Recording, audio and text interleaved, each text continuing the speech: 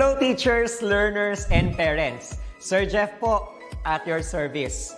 Alam nyo ba na meron tayong website na tinatawag na DepEd Commons? Ang DepEd Commons ay binuo upang gawing accessible ang pagtuturo at pag-aaral dito sa ating bansa gamit lamang ang inyong mga smart devices gaya ng cellphones, tablets, at computers. Dito ay maaari nating ma-access ang iba't ibang learning materials mula sa Department of Education. Meron itong mga interactive materials, electronic self-learning modules, at instructional video lessons mula sa DepEd TV na tiyak na makatutulong sa pag-aaral ng mga mag-aaral galing ka man sa public o private school. Walang problema dahil welcome ang lahat dito. Para ito sa mga guro, magulang at mga mag-aaral mula sa kinder hanggang grade 12, alternative learning system o ALS, at pati na rin ang special education. At huwag kang mag-alala dahil kahit walang load ay maaari mong ma-access ang mga learning materials. Tama! Libre ito. Ang kailangan mo lamang gawin ay i-on ang iyong data at buksan lamang ang iyong browser at i-type ang commons.deped.gov.ph. Alam na ba ng iyong mga kasamahang guro o mag-aral ang tungkol sa DepEd Commons? I-share mo na ang video na ito upang matuto rin sila kung paano gagamitin ang DepEd Commons sa mabilis at napakadaling paraan. Muli, ito po si Sir Jeff at kita-kits po tayo sa DepEd Commons. Paalam!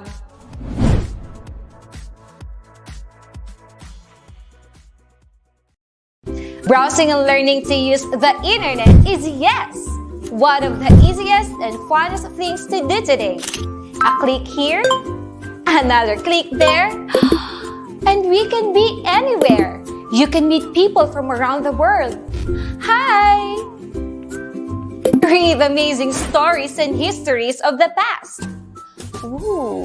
And even have a glance of what may be seen in the future. But remember, using the internet without proper guidance and enough knowledge can also be one of the scariest we can ever imagine.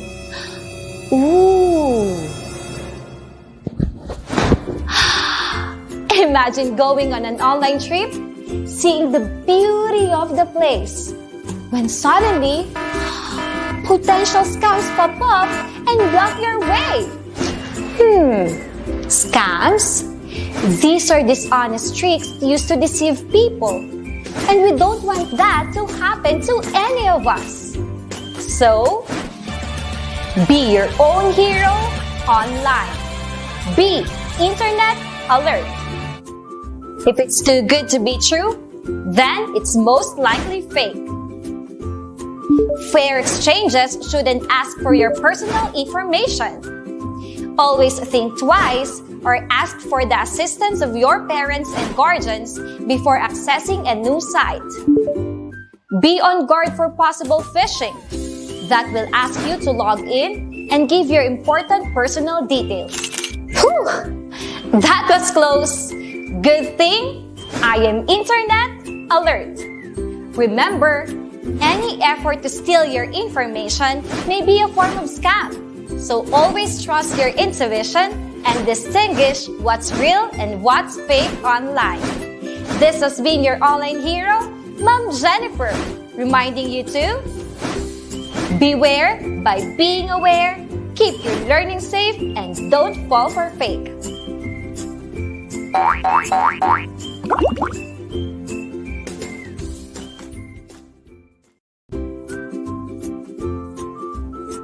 Share.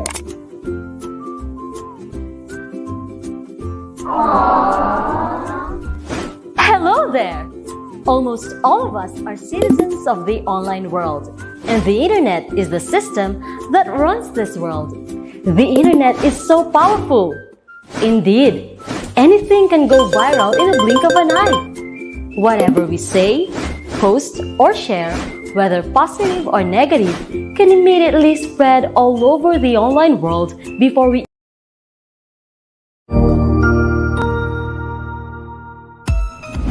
Mabuhay! Good day to all! I am your Tutor Madge. Welcome to ETUlay, a free online tutorial, an initiative of the Department of Education Information and Communications Technology Service, Educational Technology Unit, ICTS EdTech. This program is aimed at helping and assisting learners from kindergarten, senior high school, ALS, Alive, and SPED learners. Aside from answering the modules, the ETUlay is offering programs which you will surely look forward to. Together with our parents and teachers, the ETUlay will bridge the gaps where difficulty and ease meet in learning new knowledge and skills. So, let us prepare our modules, pen and paper. Ready your mind to see and hear worthwhile and interesting lessons. Let us now study and learn, together with our volunteer online tutors. Tara na!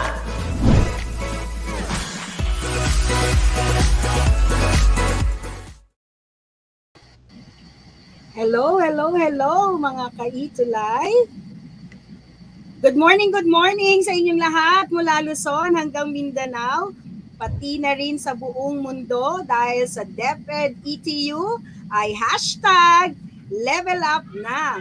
May mga bagong programs na katulad ng ALS, Alive, SPED at special programs.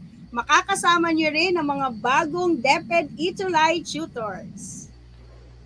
Ang ating Math Remediation program from grade 4 to grade 6 ay makakasama na ninyo kaming mga math sayahit, math gagad ng tutors every Wednesday, 10:30 to 11 a.m. All the way to the land of Lapu-Lapu, kasama natin ulit si Tutor Mel. Hi, Tutor Mel. Hello! And of course, mula naman sa lugar ng sikat na bamboo organ in Las Piñas, si Tutor Tolen. Hi kids! Good morning sa inyo. You can watch us live here at our FB pages, DepEd EdTech Unit and DepEd Tayo. That's correct. You can also watch us simultaneously and has a replay on our YouTube channels in DepEd Philippines, DepEd EdTech Unit, and DepEd TV. So let's hold on and live up with our silver button. Gawin na natin siyang gold. From YouTube, ang DepEd EdTech Unit under the leadership of USEC Alain Pasqua and Sir Mark C. Kaya what are you waiting for, kids? Parents, guardians, and teachers, do support us by clicking the subscribe button, notification bell for updates, and you will surely learn from all our DepEd ETUlay online tutorial episodes, from kinder to senior high school in all subjects. That's correct. And we are also happy to tell you kids that DepEd ETUlay Facebook group has now 51,000 members. All right. Parang 53,000 na nga yata, Tutor Mel. Oh. Last week, di ba? Naka 50 plus na ngayon, 53 na yata. Yes, that's right kids. So do follow, like, and be a member too para updated ka sa mga bagong episodes ng ETUlay. Talagang #level up ETUlay na tayo. Yay! Yan, good morning. Ayan, pinopost na ni Direk. Kaya nakakatuwa at nakakataba ng puso talaga ang pagsusubaybay at participation niyo mga kids. So Tutor Mel, dahil meron tayong 3,000 live commenters at views, nice natin pasalamatan ng mga tuties natin, lalo si Daniel, Nea, Nicolette, Haduka, si Martin Angel Dave ng grade 5. Ayan, pa-shout out kay Bayudan from, ayan, si Ryan Cobar. And of course, hello sa mga estudyante namin sa Tawalon Village National High School. Ongoing ang aming Supreme Student Government Election. Iboto ang mga karapat-dapat. Good morning sa mga teachers at sa kay Mira, lalong-lalo na sa aming butihing principal na si Ma'am Jacqueline Bautista, ang aming Math EPS, Dr. Gina Agites, at ang aming supervisor na si Ma'am Tuble, at ang aming hardworking na superintendent si Sir Joel T. Torrecampo. Yes, and daghang salamat po sa pagtanaw. Jeza Florin Castillon, grade 6 Luna of San Roque Central Elementary School, Davao City. Sofia Abigail Saiko and Blessy Santianco of Pinaod Central School. All the schools of the Lapu-Lapu City Division. Lord Anthony Gonzalez of grade 6 Jacinto of Lapu-Lapu Elementary School, Davao City, Giliana and Fontanoza family, Limar, Troy, Kyle, and Queen.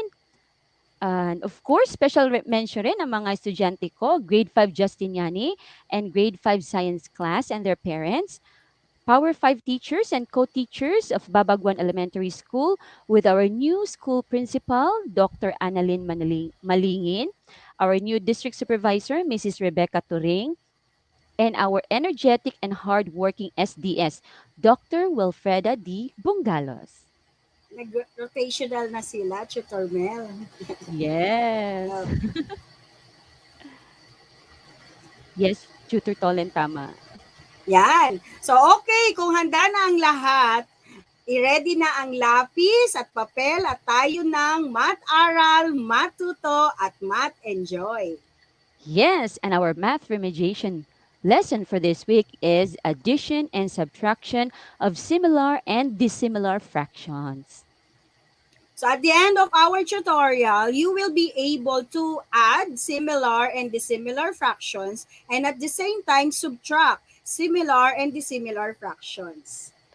Correct. But before we move on to Tertolan, let's review our lesson last week. All right, it's all about equivalent fractions. Equivalent fractions are also called as equal fractions. They are fractions that may have different numerators and denominators, but they represent the same value. Yes, ayan, fractions na tayo. And equivalent fractions can only have or only be made by multiplying or dividing. And whatever you do on the numerator, this is the number on top of the bar line. And you should also do this on the denominator or the number below the bar line to have an Yes. equivalent fractions. Correct. So these equivalent fractions of 1/2 have bigger number, but we can see that they all have the same size value. So we multiplied to get these equivalent fractions. Yan eh. Yan nata yung pinamudmud natin last week, di ba, Tutor Mel?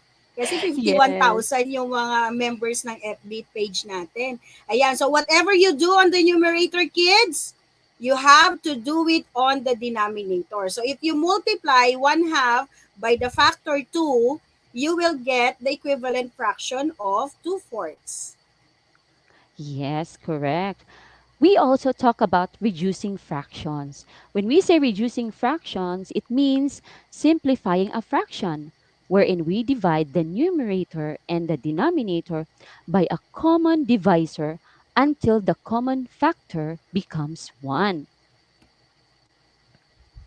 So we can apply what we have learned about the greatest common factor, which is the continuous division or the ladder method, when we simplify or reduce our fractions to their simplest or lowest terms. Yes. All right. So we have an example 15/45. When we reduced it to its fraction, we can see that when we get the GCF of 15 and 45, the remaining quotients are actually 1 and 3. So it's also the reduced fraction 1/3 for 15 and 45. Yan. So yan yung mga Yes. shortcuts sa kids. So yung mga lesson natin before, pwede natin magamit sa lesson natin this week. Yes, correct. And ngayon, tututulan, we will have addition of fractions. But before we know the steps in adding fractions, let's understand dividing to make fractions. Tututulan? So sharing. Okay. So Yes. parang sharing to mga kids. So let's say for example, you have 6 apples and you want to share this with your 3 friends. So if you have 6 apples, divide it to 3, you will also have to write it as 6/3 or 6/3. So 6/3, when you divide it, you will have a whole number of 2. So that means, ang bawat kaibigan mo ay mabibigyan mo ng tigda-2 mansanas. Yes. And if we have three apples that will be shared equally among your three friends. So you can write it as 3 divided by 3. It can also be written as 3 over 3, which is equal to 1. So ibig sabihin, bawat kaibigan mo ay tig-iisa sila ng mansanas. Nagugutom ako, Tutor Mel, ha? Kahapon, cake. Ngayon, apples naman. Oo nga. Ayan. Okay. What if dalawa na lang yung mansanas mo? Paano mo naman siya i-divide sa mga kaibigan mo? Tatlo sila. So, 2 divided by 3. So, you can write it as 2/3. So, this type of fraction, you would notice when the numerator is lesser than the denominator, it is called proper fractions. Yes. So, kawawa naman yung isang kaibigan ko, hindi ko mabibigyan ng apple. Okay. Don't worry. Kasi meron na tayong 5 apples, Tutor Tolen. So, if we have 5 apples that will be shared equally among your 3 friends, you can also write it this way. 5 divided by 3 is equal to 5 over 3. You may have noticed, kids, that your numerator is bigger than the denominator. This type of fraction is called improper fraction. And for improper fractions, dapat i-reduce natin sa lowest terms. Paano ba yun i-reduce, Tutor Tolen? So, if we are going to reduce this into lowest term, pwede natin siyang i-divide. Kasi di ba, pwede siyang isulat as 5 divided by 3. So, if we are going to write it in the long method of division, you would notice, pag yung mga apples na yan, dinivide ninyo. Ayaw mag-ano sa next slide, pero sige, pag di ba yung 5 apples, i-divide natin, may matitirang, merong bawat kaibigan mo, mabibigyan mo ng titig isang apple. Kasi there would be 3 divided by 3. So, ilan na lang ang natira? Meron pang 2. So, ibig sabihin, magkakaroon ka ngayon ng fraction na 2/3. Ayan. Magkakaroon na tayo ng fraction na 2/3. So, if we are going to reduce the improper fraction to a mixed number, you would notice that you will have a whole number, which is 1, and a fraction, which is 2/3. So 5/3 now can be written as 1 and 2/3. Yes. Very good. Now, kids, there is another way to reduce a fraction. Tama yun, sinabi ni Tutor Tolan kanina, we just have to simply divide. So 5 divided by 3. 5 divided by 3 is equal to 1. 1 times 3 is equal to 3. 5 minus 3 is equal to 2. Yung 1 na whole number natin at ang fraction natin, the 2 remainder here will be our numerator and our divisor 3 is going to be our denominator. So same lang yung answer natin, 1 and 2/3. Yan. So, madali lang siya, Tutor Mel, no? Let's Yes. have, ayan. So, if you are going to divide 5 with 3, so 3 is your divisor. So, 5 divided by 3 is 1. And then 1 times 3 is 3. Subtract 5 from with 3, you will have 2 as a remainder. So, yung remainder natin, siya ang magiging numerator ng fraction.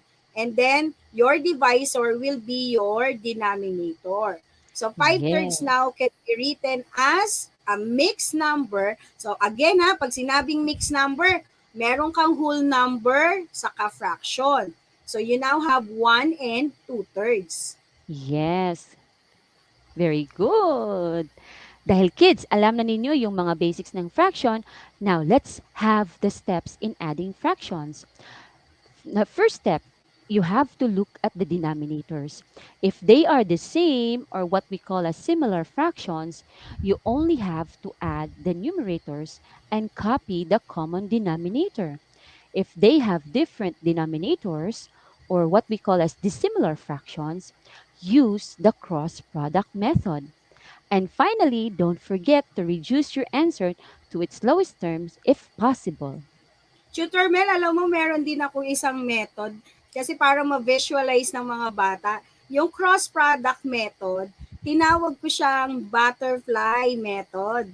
So pag Mm. nag-cross-product sila, makaka-create sila ng butterfly. Yes. Napakadali lang pala, Tutor Tolen, if they will think about butterflies, right? Yes. Oo. Alright, so let's So have let's this add the, first. so let's add the following similar fraction, Tutor Mel. Let's say, for Yes. example, we have 1/4 plus 3/4. So you would notice, kids, the denominators are the same.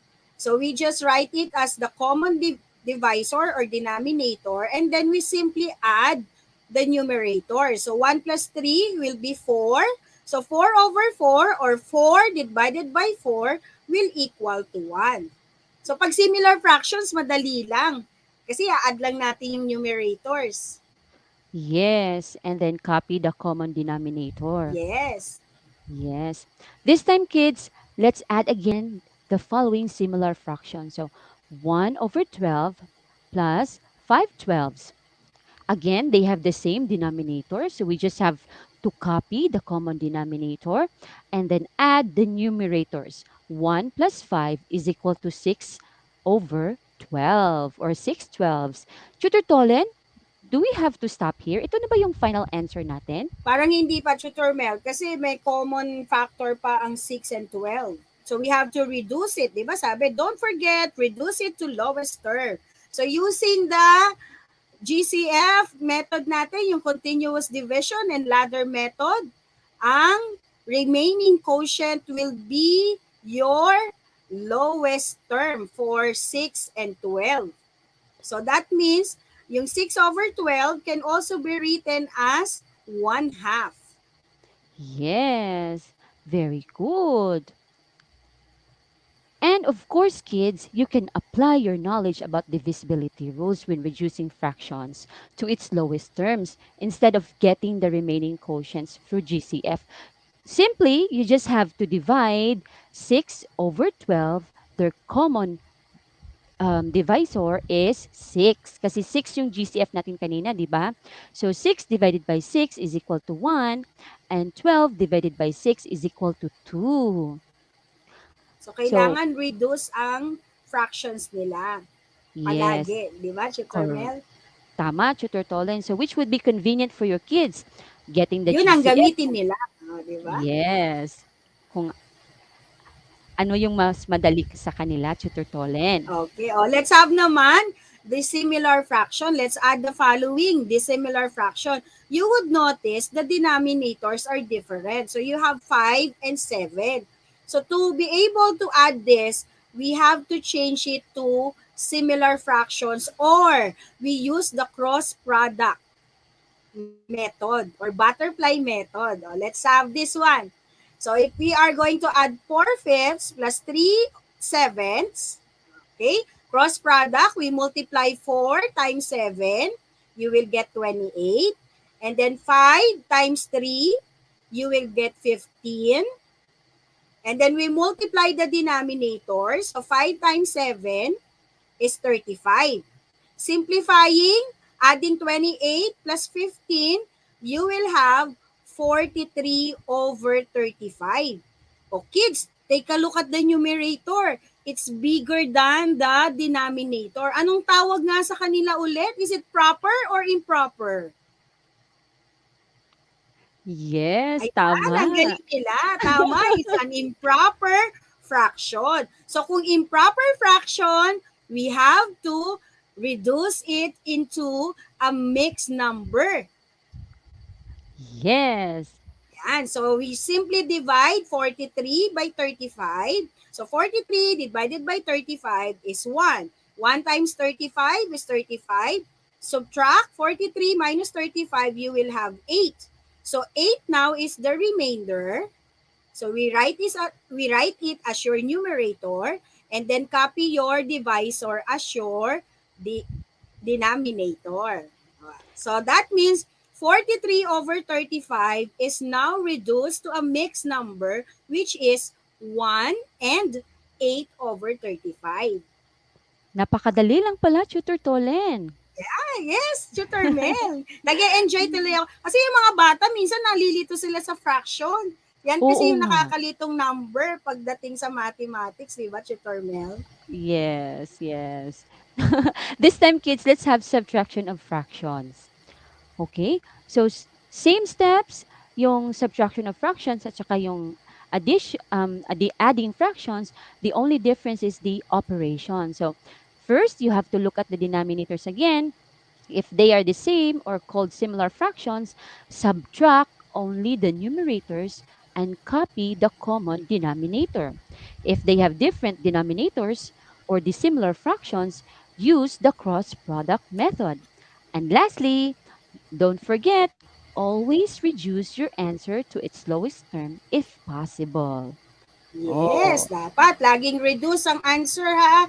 Reduce to the lowest term. So let's have the following similar fractions. So again, pag similar, pareho ang denominator. So simply subtract the numerators. So 5 minus 1. So 5 minus 1 is 4. And then you copy the common denominator, which is 7. So our answer would be 4 over 7 or 4 sevenths. yes. Again, Is that reduce our final dapat ang answer? sagot ha. Yes. Is that our final answer, Tutor Tolen? Yes, Tutor Mel, kasi wala nang common factor ang 4 and 7, kundi 1 na lang. Yes, very good. This time, kids, let's subtract the following dissimilar fractions. As you've noticed, they have different denominators. Okay, so if they have different denominators, we are going to use the cross product method. So 6 times 9 is equal to 54, and then copy the operation. 8 times 5 is equal to 40, and then multiply the denominators. 8 times 9 is equal to 72. So we have 54 minus 40 is equal to 14 over 72. Now, kids, laging tandaan, always reduce your fraction to its lowest terms. Makikita mo pa that 14 and 72, they still have a common factor. All right. Yes, So, ayan. yes, you can either use GCF or your divisibility rules para malaman ang reduced fraction ng 14 over 72. So, our final quotients are 7 and 36. Ibig sabihin that 14 over 72 is also equivalent to 7 over 36. Yan. Yes. Ang galing ng mga estudyante natin, sumasagot na sila, Tutor Mel. Oo. Oh, nare-reduce na nila kagad. Ayan, Wow. another way is, using the divisibility rules in reducing fractions to its lowest term. So we divide both the numerator and denominator by their GCF. So 14 divided by 2 is 7. 72 divided by 2 is 36. So the reduced fraction of 14 over 72 is 7 over 36. Yes, napakadili lang pala, Tutor Tolen. Now, Tutor Tolen, what if we have bigger numbers? What's your Ayan. suggestion for this? Ang suggestion ko sa kanila, Tutor Mel, i-reduce, if the fraction can be reduced to the lowest term, i-reduce na nila para yung magiging sagot nila, reduce na rin or simplest term na rin. Yes. So let's try to reduce 10 over 15 and 6 over 24. So using the ladder method, you would notice that on the 10 and 15, ang remaining quotient nila is 2 and 3. So that means the reduced fraction of 10 over 15 is 2/3. And then for 6 over 24, ang remaining quotient nila when we use the ladder method is 1 and 4. So that means 6 over 24 can also be written as 1/4. Kasi pag ganyang malaki, Tutor Mel, naku, tapos 2 digits pa, di ba? Nahihirapan yung mga bata. So this time Oo. now, So 10 over 15 is already in 2/3. We can now subtract it to 1/4, which is the equivalent fraction of 6 over 24. So, 1/4. Yes. Ayan. Madali na. Tutor Mel, one digit na lang. Hindi na ako Oo. mahihirapan. Oo, Hindi na tayo yes. mahihirapan, di ba? Yes, O, yes, anong tama. napansin ninyo, kids, dun sa mga fraction? Are they similar or dissimilar? Ayan, sabi Correct. nila dissimilar daw, Tutor Mel. Let's Oh, operate these fractions na. So if we are going to subtract the following dissimilar fractions, we use the cross product method. Or kung gusto nyo i-visualize, makaka-create kayo ng butterfly. So we multiply 2 times 4, which is 8, and then 3 times 1, okay, which is 3. Copy your operation, which is subtraction. And then the denominators, simply multiply them. So 3 times 4 is 12. And then simplify 8 minus 3. So 8 minus 3 is 5 divided by 12. Or we are going to have 5 12s. So you would notice, kids, naka-reduce na rin yung inyong final answer. yes. Mas madali kaysa sa two-digit or Or more dapat siya than, pala. di ba, Tutor Yes, more Mel? than yes. Very good. So So let's let's have have guided guided. practice. Yes, let's have guided practice. So let's add the following similar fractions. 4/7 plus 3/7. Laging tandaan, kids, look at the denominators. Yes, correct. They are the same. So if they have the same denominator, you just have to simplify the numerators and then copy the common denominator. Let's give them 15 seconds, Tutor Tole. Yes, 15 seconds, mga kids. Type in your answer on the comment box. Ayan, hello sa aking apo, si Riri. Suot ko ang kanyang Hello Kitty na headband. Happy birthday, happy Yes. birthday. Happy birthday sa lahat ng Shout out kay nagbe-birthday Rocky Haller. ngayon. Yes. Ayan, 4 plus 3. Ayan, ang galing nila, Tutor Mel. Nasagutan nila kaagad. Ang Wow. bilis ni ni Paybe. Oh. Si Martin, si Reinhardt, si Lane. Nasagot nila 1. Very good. Let's have another Yes. example, Tutor Mel. Ang galing nila Yes. sumagot talaga, Tutor. Let's have naman the similar fraction. So let's add 1/4 plus 1/2. So you have to use the cross product method or visualize ninyo yung butterfly. Since dissimilar sila, magkaiba sila ng denominators. So we will Yes. give you again 15 minutes tuloy. 15 seconds lang pala. 15 seconds mga kids to give your final answer. Yes. Shout out sa lahat ng mga batchmates ko at teachers ko sa Mandawi City Comprehensive National High School Ako at sa din, Cebu sa Philippine Normal University. University, Laboratory School sa Manila. Hello! Yes. Ayan. Tingnan nga natin kung may sagot sila. The answer is... Ayan, very good, Martin Angel. Ang sagot niya ay 3/4. Si Kyle Angelo Ruby, 3/4 din. Ayan. Si Yes. Nigel. Ang galing-galing ninyo. Si Felicity, si Imelda. Ayan, ang bilis kasing lumabas. Okay. Ayan, very good kayo. The answer is 3/4. Very good.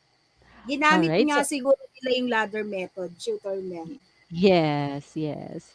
So this time, let's subtract the following similar fractions. All right, so let's give them another 15 seconds, Tutor Tole. Yes, okay. Yes. Let's have another 15 seconds. Ang hirap niyan, Tutor Mel. Oo nga. 5 minus 3? Tanong natin sa Then mga copy bata. the denominator. Tignan nga natin. Oy, kailangan kids ha, reduce ang sagot ha. Reduce lowest fraction. Yay! Yan! Very good, Michael! Ang galing, Alexus, Angelique. The answer is 1/5. Very good. Yay! Well done, kids. This time, let's subtract the following dissimilar fractions. As you can see, kids, they have different denominators. So what are we going to use? Correct. Use the Cross cross product product. method. So So another 15 mag-visualize kayo ng seconds. butterfly. Yes. So hello Johan, hello Martin, hello Mia. Yan, Yes. Shout hello out kay Prince. Ace, Alani, Hello sa Congress Isaiah. 173 North Caloocan. Ayan, Congress Elementary Yay. School. Ayan, their answers are, yan, very good. Josh David Toring and Angelique.